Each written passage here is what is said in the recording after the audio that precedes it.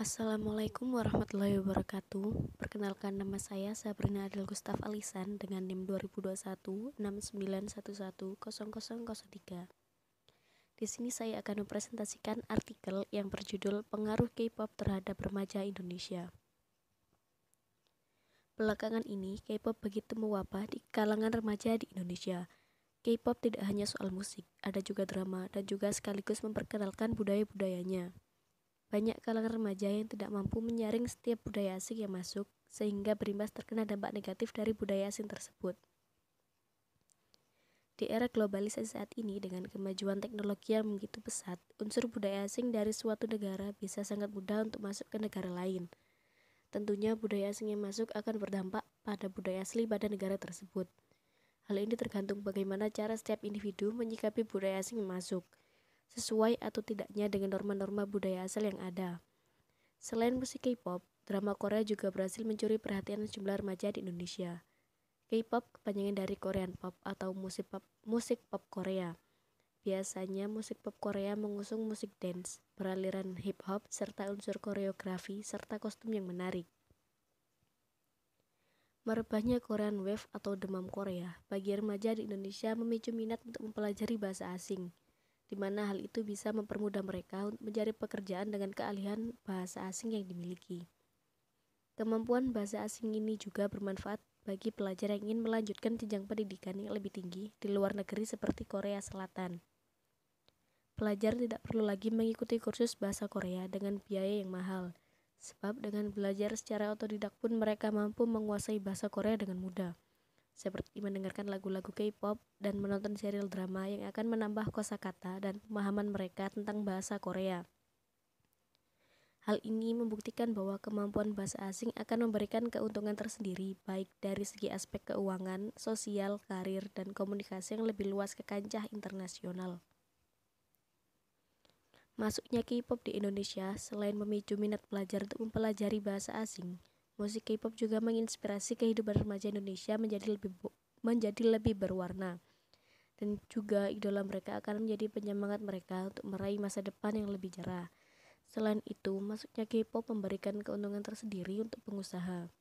Keuntungan tersebut dilakukan dengan menjual barang-barang berbau Korea seperti baju, jaket, ataupun tempat makan dan minum. Ada sisi baik bagi remaja yang menggemari K-pop, yaitu mereka bisa dijauhkan dari pergaulan dunia luar yang dianggap cukup mengkhawatirkan di era sekarang ini. Suatu hal pasti akan menimbulkan dampak, baik dari segi positif maupun negatif. Perkembangan K-pop di Indonesia pasti juga akan memberikan dampak buruk bagi remaja di Indonesia, apabila mereka tidak mampu menyaring setiap nilai-nilai dari budaya asing yang masuk. Misalnya, mengikuti gaya hidup atau gaya berpakaian. Ada juga yang candu akan drama Korea. Remaja ini akan menonton drama Korea dan menghabiskan waktu berjam-jam lamanya hanya untuk menonton serial drama kesukaan mereka. Hal ini tentu juga sangat berbahaya bagi kesehatan mereka. Budaya operasi plastik dianggap wajar bagi warga Korea, namun hal ini sangat bertentangan dengan nilai-nilai budaya dan norma agama yang berlaku di Indonesia. Namun, pada kenyataannya, masih banyak remaja yang nekat melakukan operasi plastik semata-mata hanya ingin terlihat mirip dengan artis idolanya.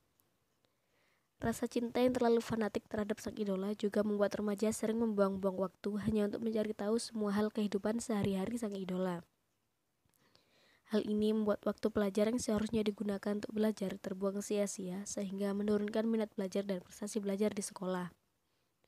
Di antara dampak-dampak tersebut, dampak yang paling mempengaruhi remaja di Indonesia adalah dampak negatif.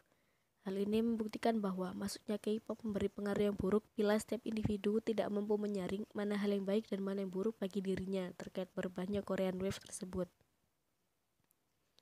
Di era globalisasi ini, semakin pesatnya perkembangan teknologi adalah hal yang wajar apabila ada budaya asing yang masuk ke suatu negara. Setiap individu harus bijak menyaring budaya asing yang masuk, dengan berpikir kritis dalam menyikapi budaya asing yang masuk. Apakah budaya itu sesuai dengan norma-norma budaya asal yang ada, sehingga budaya negara tidak lentur akibat pengaruh yang ditimbulkan dari negara asing tersebut. Remaja Indonesia dituntut untuk lebih bijak melihat sisi positif dan negatif yang ditimbulkan budaya asing tersebut. Sekian, wassalamualaikum warahmatullahi wabarakatuh. Assalamualaikum warahmatullahi wabarakatuh.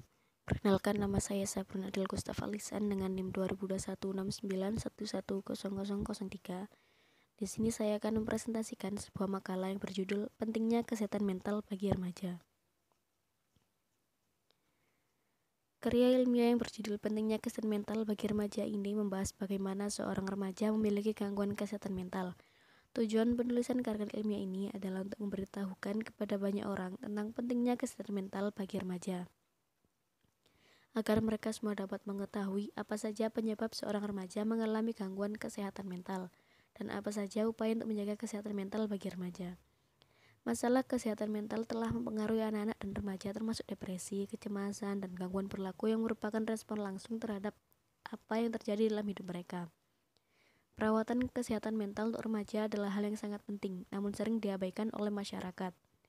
Banyaknya masalah mental yang diabaikan ini akan membawa dampak menghancurkan bagi remaja, terutama mereka memang sudah rapuh sejak lama.